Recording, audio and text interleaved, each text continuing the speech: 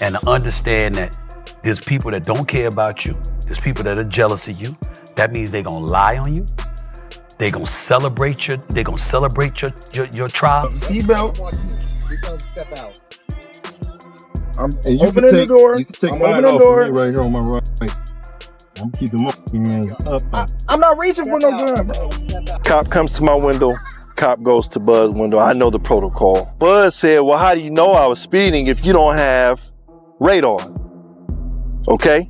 Bud actually have the cop on camera saying I admit that I do not have radar. Bud said, I have a firearm too. The cop on his side went ballistic, totally unhinged. He says, get your hands up, get out the car, don't reach. But there was never a physical gun in sight. Everyone thought we were gonna die, man. He said, no, I don't have it on me. I left everything at home. He had already told them, so there was no reason for him to reach for. Terence Crawford, riding high after the biggest victory of his career over Canelo Alvarez, saw his celebratory parade take an unexpected twist. According to Omaha police, the champ was pulled over in a tense traffic stop early Sunday morning, just hours after the city had been honoring him like a hometown hero. Reaching for no gun, bro. Step out. Can I move my phone? Step out. Yeah, that's crazy. Police reports state that officers noticed a firearm on the driver's side floorboard, prompting them to order all 4 passengers out of the car with firm instructions. After confirming Crawford's identity, authorities clarified he wasn't arrested but issued a citation for reckless driving. Even so, it was a shocking and dramatic twist to what had just been a weekend of celebration. So this cop gotta be some hater, bro. He must be hating on Terence Crawford. Hopefully, man, Terence Crawford didn't have nothing in the system and things of that nature. I know that he was driving when they pulled him over. There's surveillance video out there. Man, why the security wasn't driving anyway? But anyway, man, how could they're gonna do that to Terence Crawford, bro? Things escalated further once footage of the incident went viral. Omaha's mayor and police chief quickly addressed the situation, with Chief Schmaderer promising a full internal affairs review. The mayor admitted his heart sank upon hearing how Crawford's night had ended, emphasizing that this moment should be remembered as a historic day for Omaha, not one marred by flashing lights and controversy. Seatbelt. Step out. I'm opening the door. You can take I'm mine opening the off door. of me right here on my right. I'm keeping my hands up. I'm not reaching for no gun, bro. Step out. Can I move my phone? Step out. In the end, officials promised full transparency, stressing that every resident, champion or not, deserves to feel safe and respected. Still, it's wild to think that only in boxing can someone go from lifting championship belts one night to raising their hands for police the very next. Me because, I was in the moment. So I understood everything that was going on. There was some surprises, I can say that, but, me being in that moment and knowing everything that was going on when it was happening, it was like everything just slowed down to me at that moment. And just when it seemed the story couldn't get any wilder, details surfaced from the man tasked with protecting Crawford, his head of security.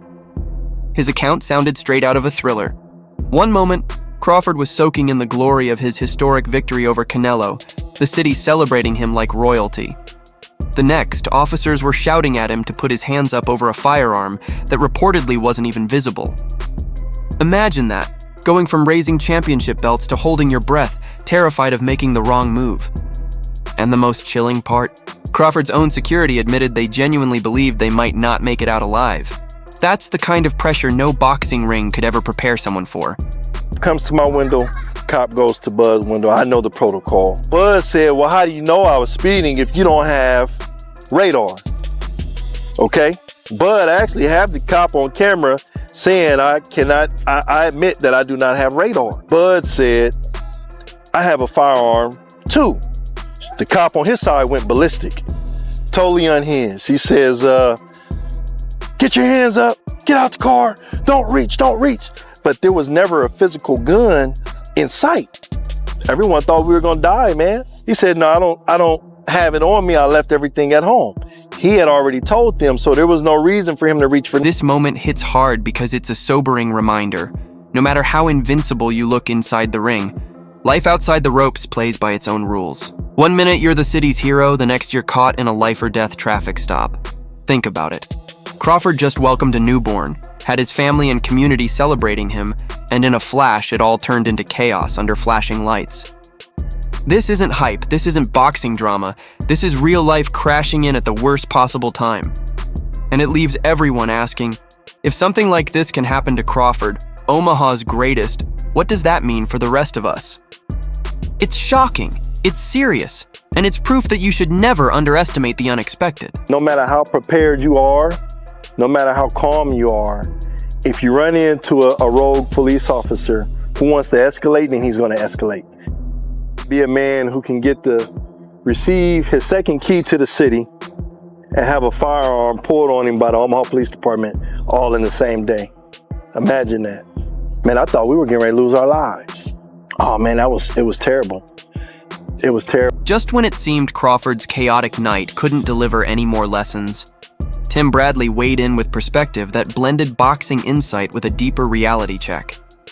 He compared Bud's emotional high after defeating Canelo to having everything collapse in an instant. And he's right. No matter how many belts you hold or how many legends you conquer, one unexpected encounter with law enforcement is a stark reminder that the ring and real life operate under two very different sets of rules. Picture it. Crawford silences Canelo in front of millions, only to be silenced himself hours later by flashing police lights on a quiet street. That kind of shift feels less like a sports headline and more like the opening scene of a powerful documentary. Terence Crawford, it don't matter what you do for your city, man. Bruh, I'm letting you know right now, man. With this incident right here, they waiting on you to do something bad. This dude right here, he was trying to jack you. He was trying to catch you slipping. That's all it was. Seeing you on TV, displayed all on TV, parade shut down and stuff. He gotta be, securing certain points and stuff like that. He mad. He mad to see you be as big as you. Bradley's takeaway carried serious weight. You don't truly own your city unless the law stands with you. That wasn't just commentary, it was a hard truth. Inside the ropes, Crawford dominates champions and collects belts. Outside, he faces perceptions, authority, and now citations that cut into his moment of triumph. Bradley's reflection underscored just how fragile that balance is, how quickly glory can flip into tension. It revealed that no matter how accomplished or celebrated an athlete may be, they can't outrun the realities of life beyond the spotlight.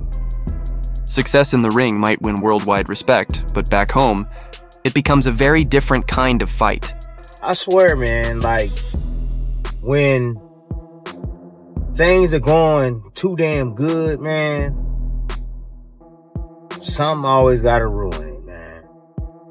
In his city, let him know. Let him know.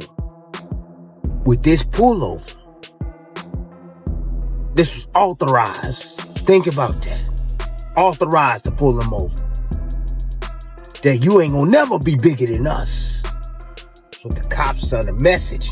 I don't care what anybody say. The cops send a message. This our city. You might got the key, but I got the handcuffs. That's what that was. Yeah. And just when you think Crawford's Omaha story is defined by chaos, the focus shifts from flashing lights to something far more powerful. His own words at the victory parade. Hearing Bud talk about giving back to his city landed like a knockout in the final round. This wasn't post-fight bravado. It was a champion proving that greatness goes beyond belts and knockouts. It's about legacy, community, and lifting people up while you're at the top. Think about it. He just defeated one of the biggest names in boxing, yet the first thing on his mind was inspiring the kids of Omaha. That's vision. That's perspective. That's what makes him a real-life superhero. No cape required. We made it to the top. No matter how we made it, and, it's definitely a test to say that anything is possible if you work hard at it and you believe in yourself and you have the faith to keep going no matter what the obstacles is put in front of you, and you can achieve anything. So here's the kicker. While most fighters would be celebrating with champagne after a win like this, Bud was reflecting on the grind, the faith, and the discipline that carried him here. He was teaching a masterclass on preparation, composure, and never underestimating the next move. That honesty shows there's no pause button, even at the top. And let's be real, it was a subtle flex too. He basically said, yeah, I just beat Canelo, the face of boxing, and I did it my way. But don't get comfortable, because I'm still working, still focused, and still aiming higher. That mindset is exactly why Terence Bud Crawford isn't just a champion, he's the blueprint. Preparation is everything. You know, if you prepare to the best of your abilities, you know, great things is gonna come from that. You know, I always say hard work beat talent when talent don't work hard. So if you talented, you know, without the work ethic, you know, somebody can outwork you that wanted more. You know, so you gotta have everything all in sync. You know, you gotta work hard, especially when you're at the top, because everybody gunning. And just when it feels like we've seen every angle of Bud Crawford, from parades in Omaha to inspiring kids and silencing Canelo, the mastermind behind the scenes steps up. Coach Bomac drops some truth bombs about what's next. Hearing him say Crawford still has 2 or 3 fights left felt like a Marvel post-credit scene. You just know something big is on the horizon. Then, almost casually, he hints at a potential jump to 160 pounds. That's like teasing a sequel that's bigger, bolder, and even more unpredictable. Honestly, I can't tell if I'm hyped or nervous. Probably both. Because if Crawford handled Canelo like it was just another day in the gym, imagine what happens when he ventures into uncharted territory. That's must-see history in the making. Yeah, take away the right hand. Your left hand to be travel a shorter distance than his right hand. But his right hand got to come across the body. Yeah. The left hand, your left hand goes straight down the pipe. Real easy. Was there anything that surprised you about the fight? No. In my speech I did up there, I said, yeah, exactly everything that we worked on in camp, he did it. Punch selection, catch and release, everything. But here's the real kicker. Bomac isn't just hyping up fights. He's giving us a lesson in strategy, discipline, and the secret behind Bud's dominance. He explains how Crawford nailed every single detail, from training camp routines to punch selection, from timing to execution. It's basically a boxing masterclass without the boring slides. And it reminds us why legends aren't born out of luck. They're built, tested, and perfected over time. The subtle message? Bud's done it all, but he's still got fuel in the tank. That's like hearing the end of a thriller and realizing the twist hasn't even hit yet. You can't sleep on Terence Crawford. He's the kind of fighter who makes you respect the sport, the grind, and maybe even your popcorn budget.